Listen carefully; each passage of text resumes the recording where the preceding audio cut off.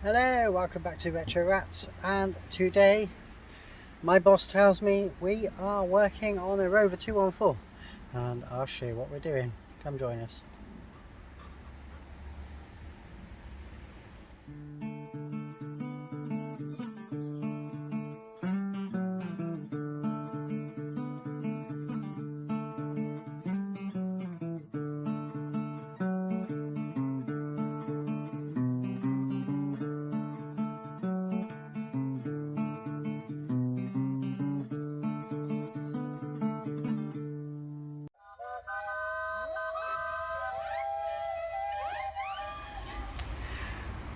So this is the end sill, the bottom of the wing, and it's gone.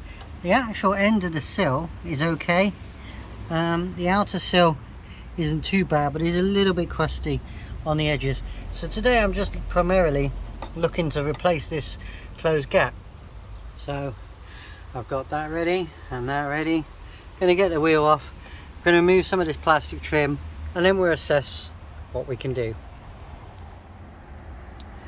So it's all safely jacked, and yeah, so we're just going to clean this up. There is just a very tiny hole in the end of the sill there.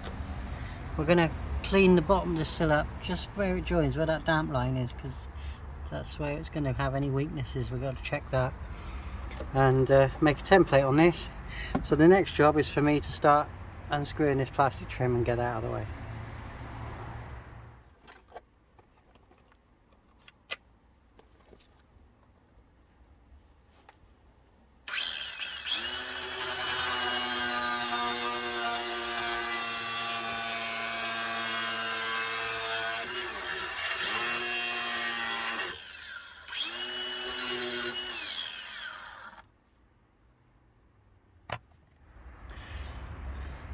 So it turns out those bits are alright. I've cleaned them up and it's just damp outer seals.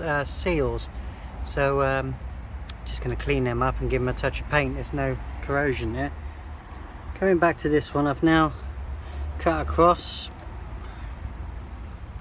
and we're just going to make a template out of cardboard.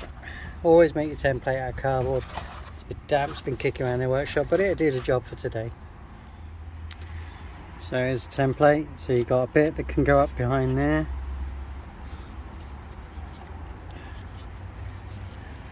Flashes on there. So we'll just drill a hole for that piece. And obviously we want a shield or a fold on there as well. So it's quite a complicated shape. Let's get to the bench and get this made. So I've made that, shaped it. Now to line it up, and probably need a bit more shaping, but we're getting it. Well, I lined it up for the observant of you. That's the wrong way. Got to do it the other way. Let's go back to the bench. We're getting there now. Side's fine, that bit's fine. Got to drill a hole about there, but I need to cut a little lug out there, and just, you can see that curve, but the vehicle doesn't curve out like that. It curves and comes in a bit. So I'm just going to slice that off now. So that's in place. It's drilled and bolted back down the bottom. Just got to weld across there now, and yeah, and then give it a protective coat. I'm quite happy for that. It's going quite well. Yeah, it's welded across now. Just going to grind that back. Yeah, I'm quite chuffed with that, considering there is absolutely nothing there.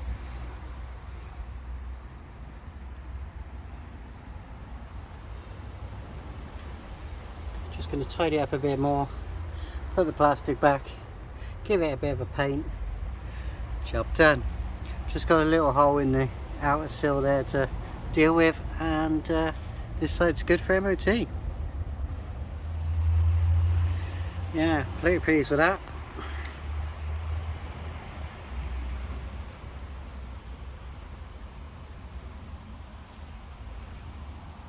I've just blacked along there to try and protect it for the winter, and there's the welding I did a couple of years ago, which is rock solid. It's not had no issues at all.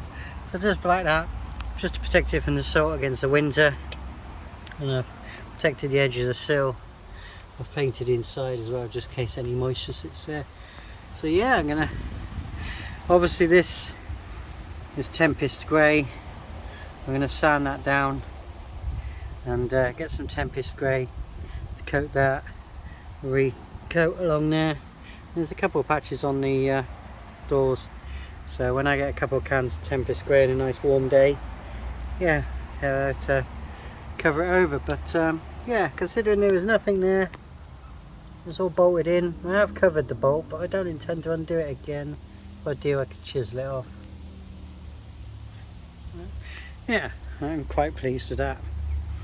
Now to put it all together when it's dry, and there's a little bit on the back arch I'm going to have a look at.